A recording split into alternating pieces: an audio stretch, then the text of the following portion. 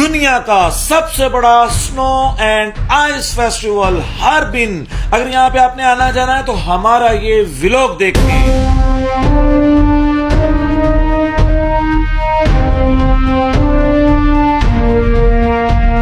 تو شروع کرتے ہیں چائنا کے شہر ہاربن سے. یہاں آنے کے لیے آپ کے پاس دو چیزیں ہونا بہت ضروری ہیں. نمبر 1 سردی برداشت کرنے کا حوصلہ اور نمبر 2 جیب میں پیسے.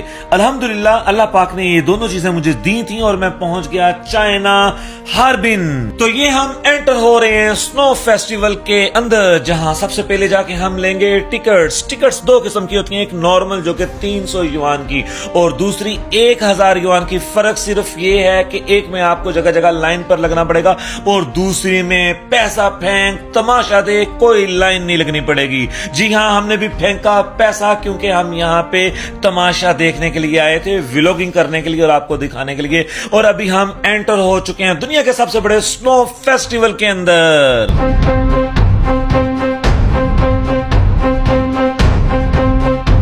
ہم نے فیسٹیول کا سٹارٹ اپ لیا 85 سال کے بابا جی سے, جو کہ آفتابی سلاجید استعمال کرنے کی وجہ سے پیرے ہلے بھی فل تگڑے سن. بابا جی کے ساتھ ٹیٹو پارٹیاں لگاتے ہوئے جب میں آگے بڑھا تو مجھے اس چیز کا احساس ہوا کہ ہمیں بچپن سے ہی مس گائیڈ کیا جاتا رہا کہ جنہیں لور نہیں تکیا جمے آئی نہیں, بلے بلے او کھا لو دہی پلے. بھائی جان, لاہور کی خوبصورتی اور محبت ہماری رگوں کے اندر شامل ہے, لیکن اگر آپ نے دنیا دیکھنی ہے کہ دنیا کہاں پہ پہنچ چکی ہے تو آ جائیں یہاں ہاربن چائنا کے اندر, جس کو دیکھ کے مجھے لگا کہ شاید میں بھی پیدا ہی نہیں ہوا. یہاں دنیا اتنی آگے نکل چکی ہے. ہمارے ہاں تو جیسے جیسے سردی یا سنو بڑھتی ہے تو شہر اور علاقے بند کر دیے جاتے ہیں, لیکن جیسے جیسے یہاں پہ شام ہو رہی تھی بھائی جان رش بڑھتا جا رہا تھا, خوبصورتی میں اضافہ ہوتا جا رہا تھا. یہ سب دیکھ کر مجھے بار بار اقبال کا یہ شعر یاد آ رہا تھا کہ افراد کے ہاتھوں میں ہے اقوام کی تقدیر,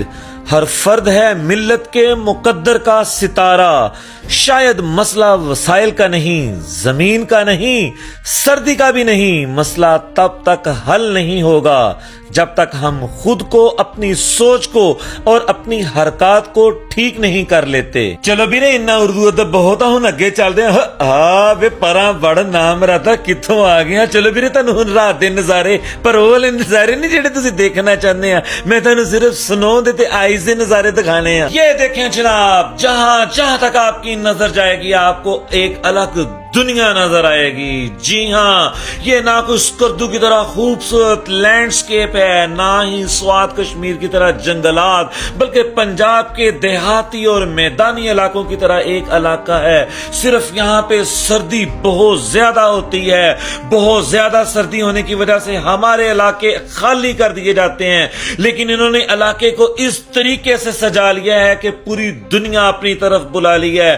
میرے جیسے مستانے اور دیوانے پہنچ گئے ہیں یہاں دنیا دیکھنے کے لیے. یہ میلہ ہر سال دسمبر کے آخر میں شروع ہوتا ہے اور فروری کے آخر تک چلتا ہے, اور پوری دنیا سے لوگ اس کو دیکھنے کے لیے آتے ہیں. ہاربن میں 2 دریا آ کر ملتے ہیں, ایک نارتھ کوریا سے اور ایک سائبیریا روس سے. یہ دریا پورا جم جاتا ہے اور اسی جمے ہوئے دریا کے برف کے بلاک سے یہ پورا شہر برف کا بنا دیا جاتا ہے. کاش ہمارے پاس جو سردی ہے اور اس سے کہیں زیادہ خوبصورت لینڈسکیپ ہے, ہم بھی اس سے اس کا فائدہ اٹھا سکیں اور اللہ پاک کی دی ہوئی اس نعمت کو دنیا کو دکھا سکیں. ایک بہت خوبصورت قول ہے, A nation does not grow by what it owns but by how it uses what it has. یعنی قومیں اس سے ترقی نہیں کرتی جو ان کے پاس ہے, بلکہ اس سے ترقی کرتی ہیں کہ وہ اپنے وسائل کو کیسے استعمال کرتی ہیں. پاکستان ہمیشہ زندہ باد. پاک چائنا دوستی پائندہ باد.